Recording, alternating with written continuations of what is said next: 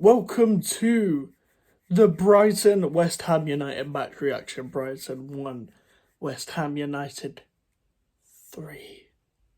It's over. It's finally over. Yeah, let's get into it, man. Fucking curse is over. Jesus, oh, that's my big forehead. I don't want you to see that. Oh man, we haven't won at Brighton since we beat them like 6-0 in the Championship, and I was at that game. I think Vaz Tay either scored an overhead kick or scored a hat trick. I can't remember.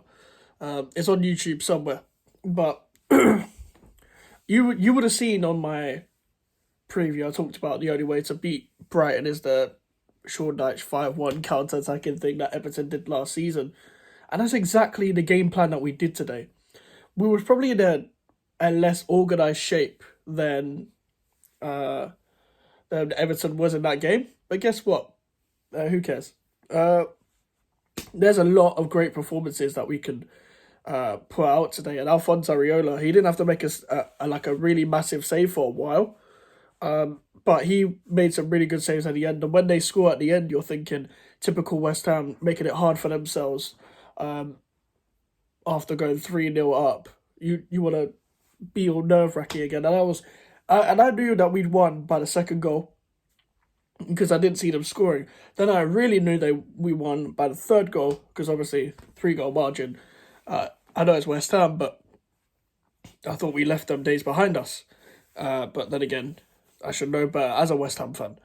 But then again, when they score, you're like, shit, fucking hell, like, I'm nervous. But when it got to like the 90th minute, I'm like, alright, maybe they won't score 2 goals in 6 minutes. And we've been tormented, battered, traumatised over the years at the Amex and at our stadium, at the London Stadium especially, against Brighton.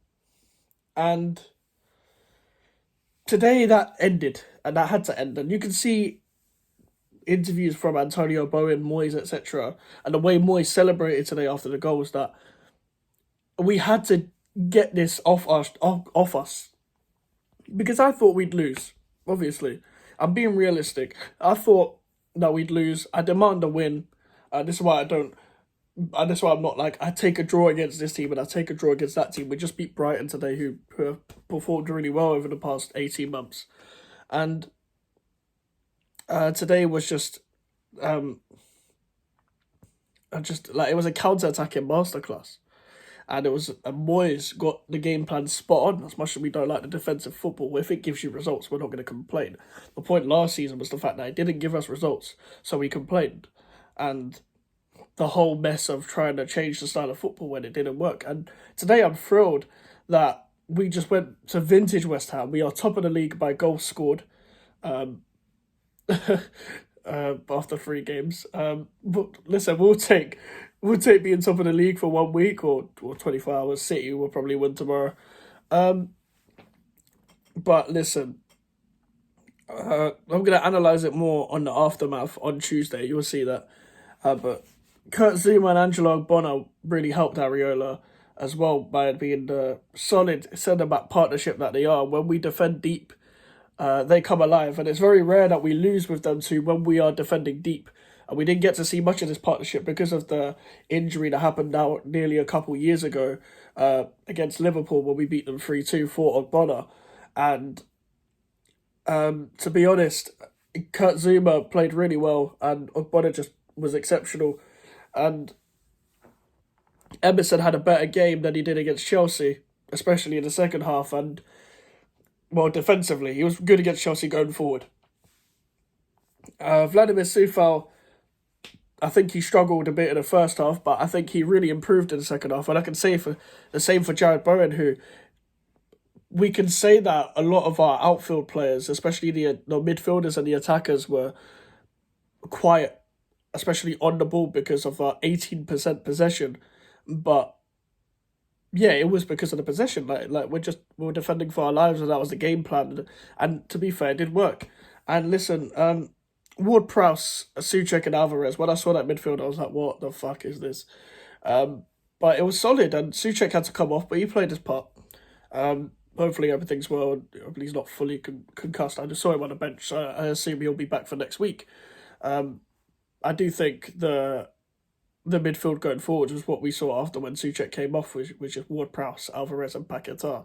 And despite having limited amount of the ball, Paquetá did his job today.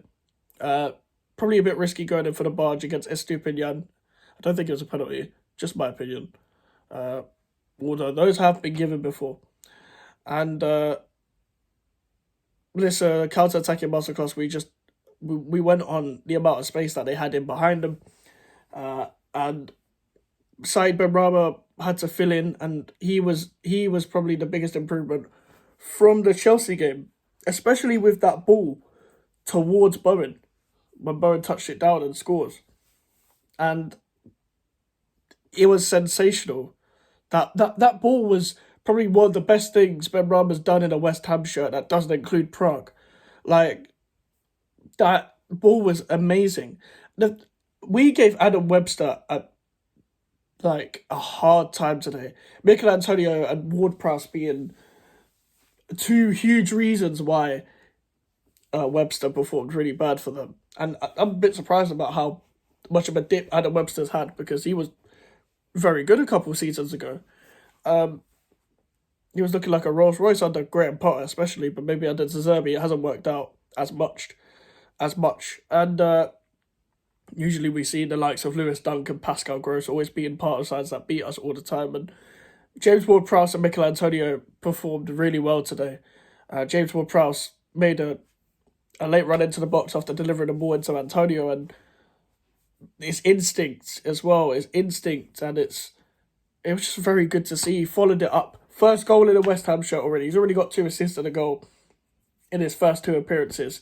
I'm not expecting the goal and assist every game. And everyone thought that his first goal for West Ham would probably be a free kick, but it wasn't.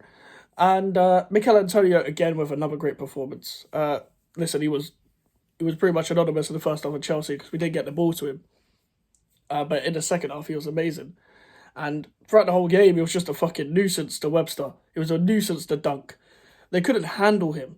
And defenders still don't know how to handle Mikel Antonio, even in the Premier League. They don't know what they're coming up against because of the unique playing style that he has, especially if you put him up front. And that's what you get with him. And that was a typical Mikel Antonio goal, the way he did Webster. As soon as he did Webster, it was like, go on, fucking finish that. And he did fucking finish it. And yeah, this puts us on still unbeaten, a draw and 2 wins, which we will happily take. And we're going into Luton away, which will be a hard game because this is their first game at their stadium. So we'll see what happens there, but we should be going to try and get a win and not being cause of the upset throughout the game. So yeah, that's my match reaction done. Make sure to leave a like on the video and subscribe if you're new. Social media is in the description if you want to follow me, and email for any inquiries. I'll see you guys later. Goodbye.